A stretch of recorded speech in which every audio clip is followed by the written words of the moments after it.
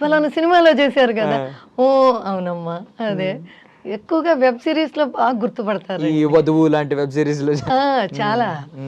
అట్లా బాగా అంటే నన్నయిపోయాను. మీకు ఎలా పిలిస్తే ఆనందం? అంటే ఇప్పుడు వెబ్ సీరీస్‌లో చూసాం మిమ్మల్ని అంటే ఆనందమా? లేదు మిమ్మల్ని ఆ సినిమాలో చూసామంటే ఆనందమా? లేదు మిమ్మల్ని సీరియల్స్‌లో చూస్తున్నామంటే ఆనందమా? నాకు వెబ్ సీరీస్‌లోనే ఆనందం అండి. ఎందుకు?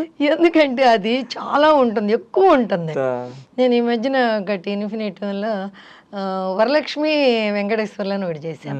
అది తమిళ్లో కూడా డబ్ చేశారు. చాలా అంటే చాలా మంచి పేరు వచ్చింది. అది చూసి నాకు ఒక యాడ్ వచ్చిందండి.